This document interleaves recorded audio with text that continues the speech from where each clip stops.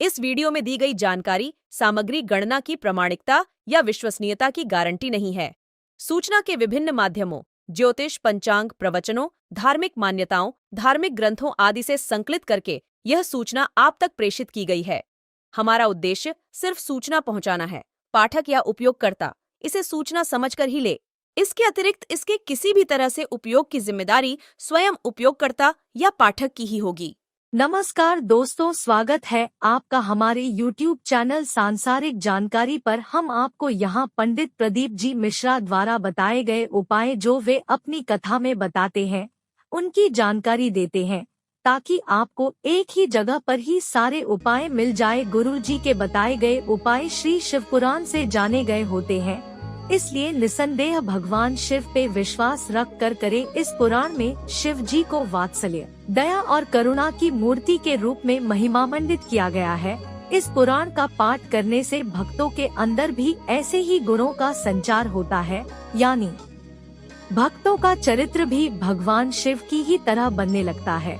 जो भक्त शिव पुराण का विधि पूर्वक पाठ करते हैं, वो जीवन मरण के चक्र से भी मुक्ति पा जाते हैं। सनातन धर्म में रविवार का दिन भगवान भास्कर को समर्पित होता है। इस दिन साधक विधि विधान से सूर्य देव की पूजा उपासना करते हैं। आयुर्वेद में सूर्य देव को वैद्य कहा जाता है। धार्मिक मान्यता है कि सूर्य देव की पूजा करने से साधक को आरोग्य जीवन का वरदान प्राप्त होता है, साथ ही पद प्रतिष्ठा और मान सम्मान प्राप्त होता है। ज्योतिष शास्त्र में रविवार के दिन विशेष उपाय करने का भी विधान है। इन उपायों को करने से सुख समृद्धि की प्राप्ति होती है। अगर आप भी विशेष कार्य में सिद्धि प्राप्त करना चाहते हैं, तो रविवार के दिन ये उपाय अवश्य करें। आदिकादिक जितने भी साधु सन्यासी तपस्वी साधक उपासक जो हुए, यही तो कलिकाल में हुए। दूसरे कहाँ अधिक, कहाँ दूर हुए।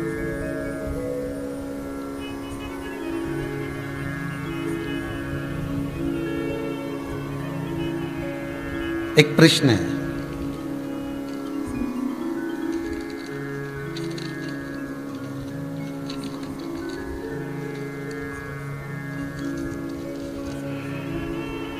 के शर्मा भरद्वाज जी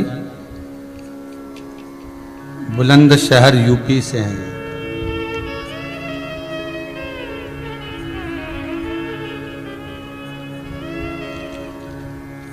हमारे यहाँ पर शिवलिंग है, पर केवल लिंग रूप में ही है। पार्वती जी का हस्त कमल अर्थात जिस पर शिवलिंग रखा हुआ है वो नहीं है, और उस पर अशोक सुंदरी की जगह भी नहीं है।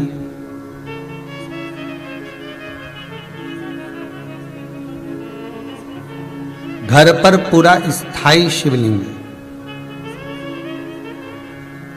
क्या उपाय कर सकते हैं? देखिए भाई, शिवलिंग शिवलिंग है।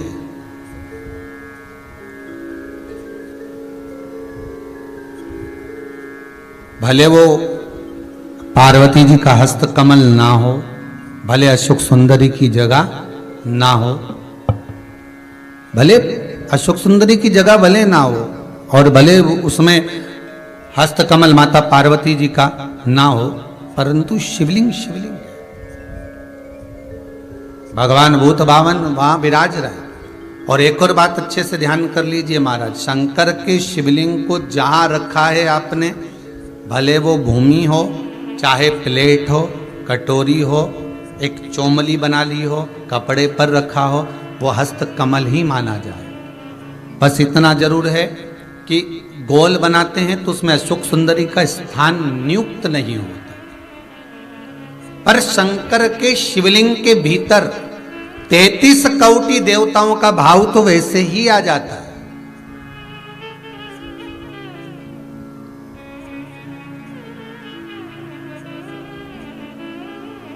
किसी ने एक प्रश्न किया, गुरुजी आप बताते हो कि कमर दुखे, हाथ पैर दुखे, पांव दुख रहे हो, कमर दुख रही हो, पीठ दुख रही हो, सिर दर्द हो रहा हो, तो शंकर जी के मंदिर में जाकर शंकर जी की शिवलिंग की बेलपत्र उठाकर शंकर जी के शिवलिंग को देखकर चबा चबा कर खाना है। तो हम ऐसे बेलपत्र खा लें तो घर पर ले जाकर शिवलिंग देखकर क्यों? तो शास्त्र कहता है कि उसके प्रतिबिंब से, उस शिवलिंग के स्वरूप से जो किरण निकलती है, उस किरण से ही तो हमें रोग मिटाना है।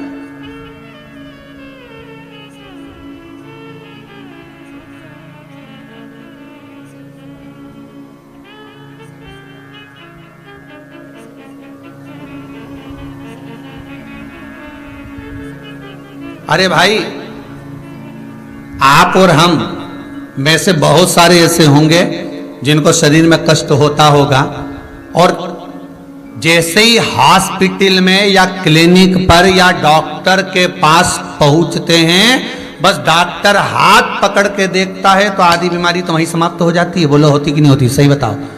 आप लोग तो गए होंगे, हम भी गए होंगे, सत्य बोलना। बस डॉक्टर ने हाथ पकड़ा, बीपी, हालांकि तुम्हें भी मालूम है बीपी कहीं नहीं है, फालतू की बात। और 25 बार तो शुगर चेक करा ली, ना शुगर ना ऊंची जाए ना नीची जाए, क्योंकि तू भी शुगर से बढ़कर है क्या? तो अपन भी तो हृदय से मीठा बोलते हैं, तो अपन कम, तो वो सब जांच करा ली, कहीं नहीं निकला। तो कई माताएं आके बोलती है, गुरुजी हमने खूब जांच कराई रे महाराज, कहीं नहीं निकले, पर समझ में नहीं आया, उसके बाद भी पांव दुखे। अर्थात डॉक्टर के पास जाते हैं तो आधी बीमारी तो यही समाप्त हो जाती है, डॉक्टर के पास पहुंचते से बीमारी समाप्त हो जाती है। तो आखिर कारण क्या है कि शंकर का शिवलिंग का दर्शन करें और फिर बेलपत्र को खाएं। अर्थात शिव के शिवलिंग स्वरूप में से जो किरण निकलती है, उसका स्वरूप, उसका आनंद हमारे रोग को वैसे ही हरण कर लेता,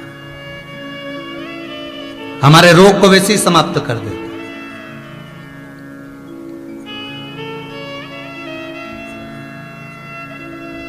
हम शंकर के स्वरूप का एक आनंद पा सकते हैं।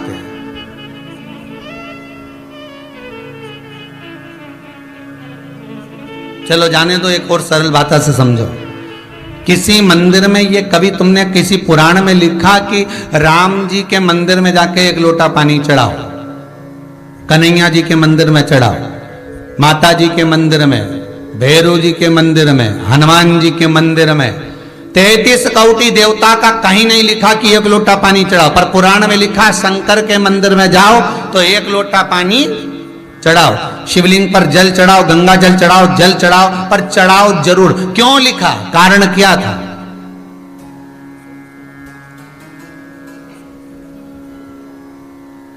एक आध बार राम जी के मंदिर जाओ, कन्हैया जी के मंदिर जाओ, देवी जी के मंदिर जाओ, अच्छा बढ़िया माता जी चुंदड़ी मुंदड़ी पहन के बैठी हो, बढ़िया सब लगा लोगों के, और पंडित जी के हट, यहां से और बाल्टी भर के, लोटा भर के पानी ले जाओ और माता जी के चढ़ा दे। फिर देख, फिर पंडित के जो माता है उसके देख, अभी तो तूने माता जी के चढ़ाया था, अब माता जी तेरे पे चढ़ेगी, अब हम देख। है?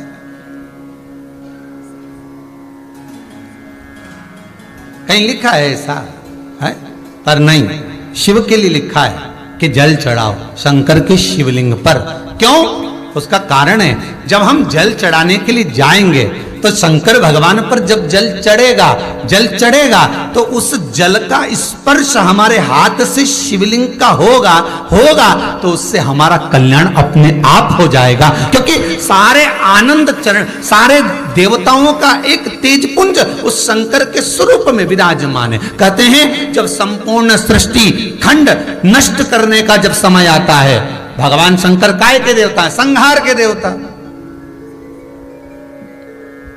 जब भगवान शिव संहार के देवता हैं, जब संपूर्ण सृष्टि खंड समाप्त होने का समय आता है, पूरी पृथ्वी जब जल में मग्न होने वाली रहती है, तब 33 कोटि देवता आते हैं और भगवान शिव जी से निवेदन करते हैं, सब कुछ आकाश पताल तलातल रसातल सब नष्ट होने वाला है, क्या करा जाए? शंकर भगवान कहते हैं आप सब मेरे पास में आ जाओ और मुझ में समा जाओ। 33 कोटि देवता शंकर के अंग अंग में समा जाते हैं। हम कहते 3.5 करोड़ रोम छिद्र ये मनुष्य के शरीर में है। शास्त्र कहता है 33 कोटि देवता भगवान शंकर के शरीर में है। जब भगवान शंकर के शरीर में 33 कोटि देवता विराजमान हो जाते हैं, शिव के भीतर विराजमान हो जाते हैं, तो हम जल केवल एक देवता को नहीं चढ़ाते, 33 कोटि देवता को चढ़ाकर उसका पुण्य अर्जन कर लेते हैं, पुण्य प्राप्त कर लेते हैं। 33 कोटि देवता को चढ़ा।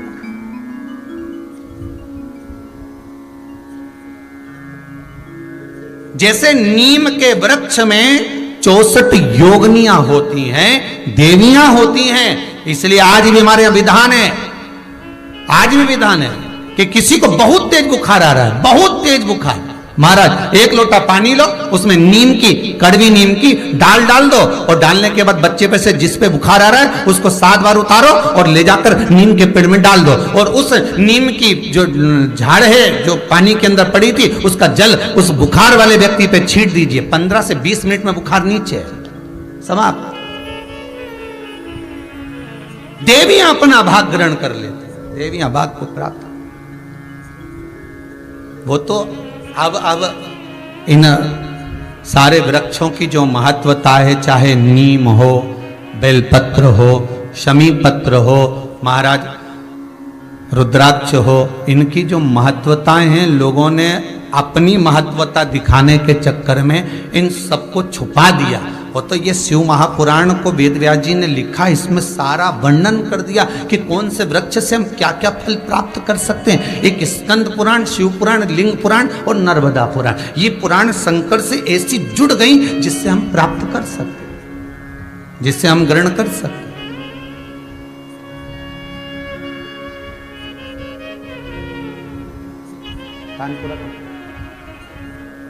भगवान शिव के आनंद, और जब भगवान शिव सुख प्रदान करे, आनंद देवे, शिव महापुराण की कथा कहती है,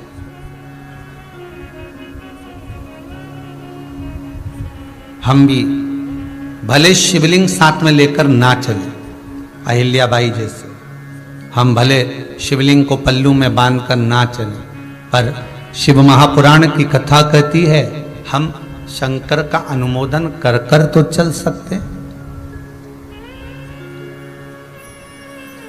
हम शंकर का स्मरण कर कर तो चल सकते हैं।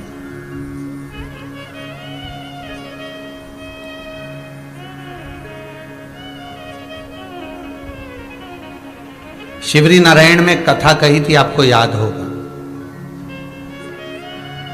एक कबूतर स्वर्ग जा रहा था, अगर किसी ने सुनी होगी शिवरी नारायण कथा तो ध्यान में होगा। एक कबूतर स्वर्ग जा रहा था, एक पक्षी रेगिस्तान में जिसके पंख पूरे जल चुके थे, पीने के लिए पानी नहीं मिल रहा था, कबूतर को देखा, कबूतर ने उसको पूछा क्या बात है। उसने पूछा कबूतर से तुम कहाँ जा रहे हो। उसने कहा रे मैं बैकुंठ जा रहा हूं। अच्छा हाँ, तो उस पक्षी ने कहा कि एक बार भगवान से ये जरूर कहना,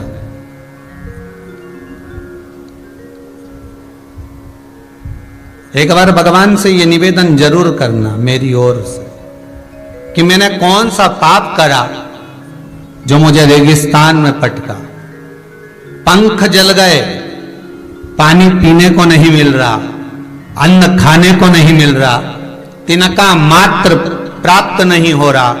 भगवान से मेरी ओर से कह तो सकते हो तुम इतना। कबूतर ने कहा ठीक है मैं जा रहा हूं, कहने में क्या जाता है, कह दूंगा।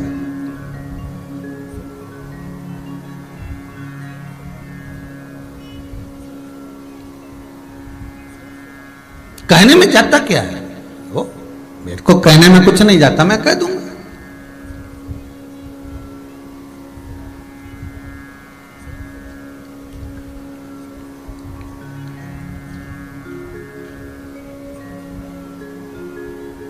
अब होता है मन में जो भाव प्रकट होता है भगवान उसको स्वीकार। एक बहुत भांग घोट कर पीने वाला व्यक्ति तो दिन रात रस नशे में रहे, भांग का नशा 24 घंटा करे और दिन भर बम बम बोला बोले और गोला बोले निपटा ले, बोले बम बोला और ले गोला तो चले। अब खूब नशे में, अपन तो उसका नियम था, रोज शंकर जी के मंदिर जाता था और शिव जी को प्रणाम करके और चला जाता था।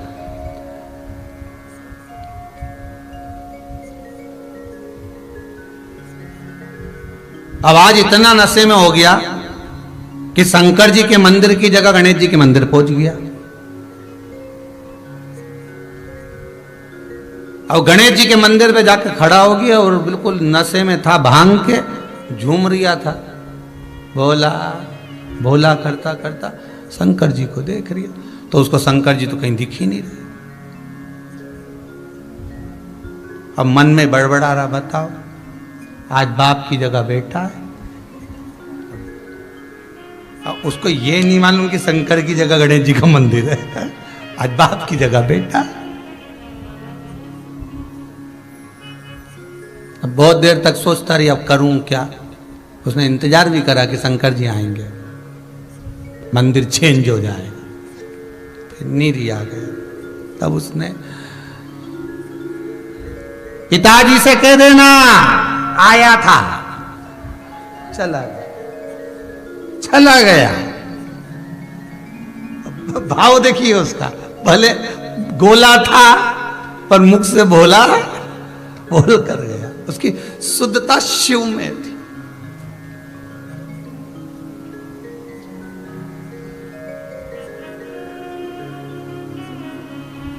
हम कहते हैं हम नशा नहीं करना, करना भी नहीं चाहिए, पर सत्संग का, शिव महापुराण का एक नशा हमारे जीवन में भी ऐसा होना चाहिए कि तुझ में रब दिखता है, यारा मैं क्या करूं, हर एक में शिव नजर आ जाए। वो नशा हमारी बुद्धि चित्त में हो।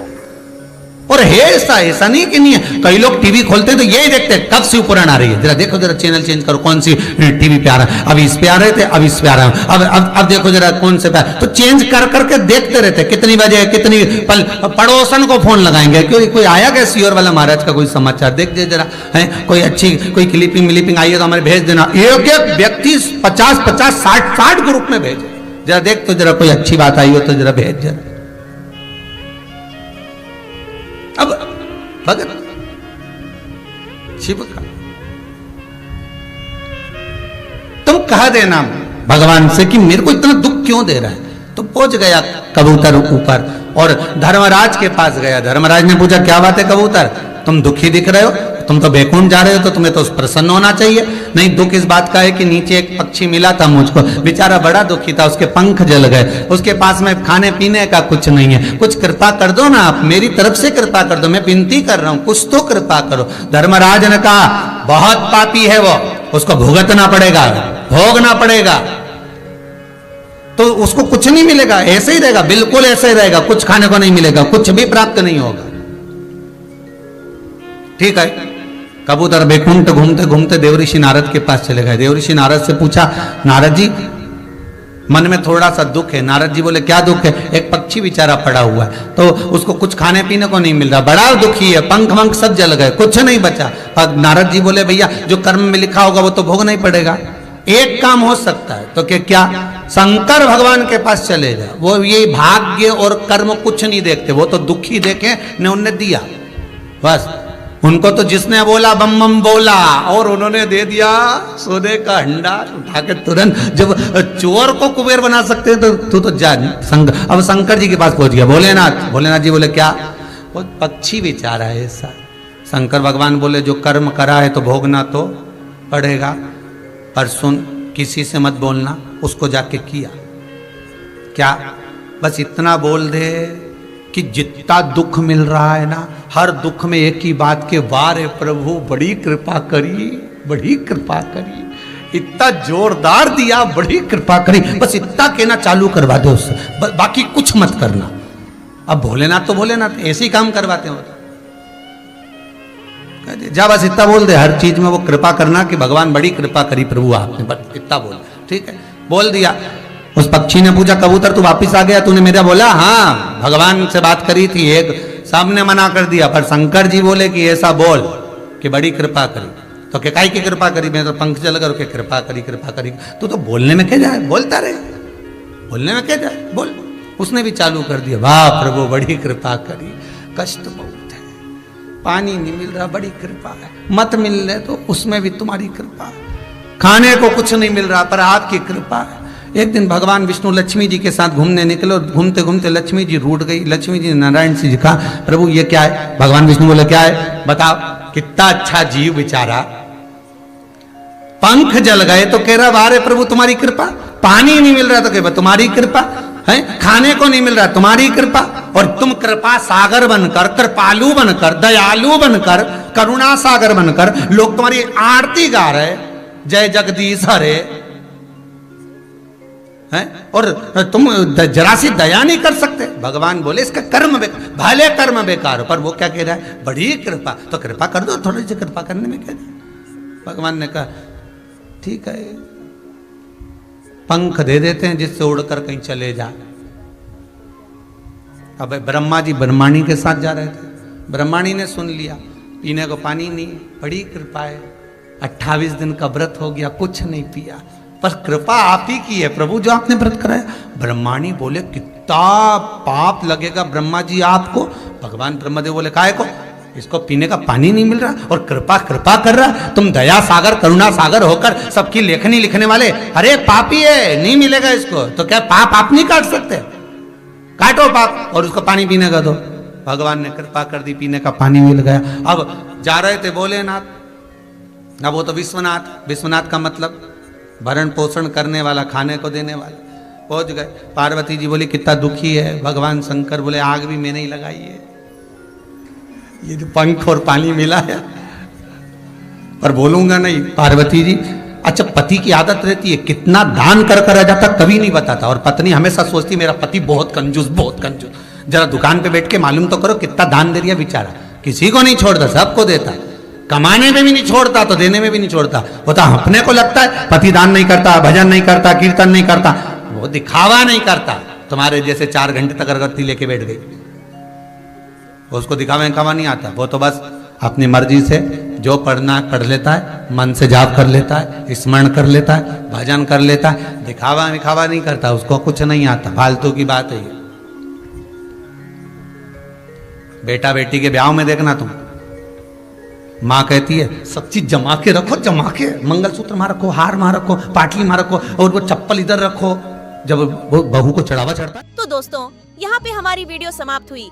उम्मीद करती हूँ हमारी ये जानकारी आपको जरूर पसंद आई होगी। हमारी वीडियो को लाइक जरूर करें और हमारे चैनल को सब्सक्राइब और शेयर करना ना भूले। जय श्री राम।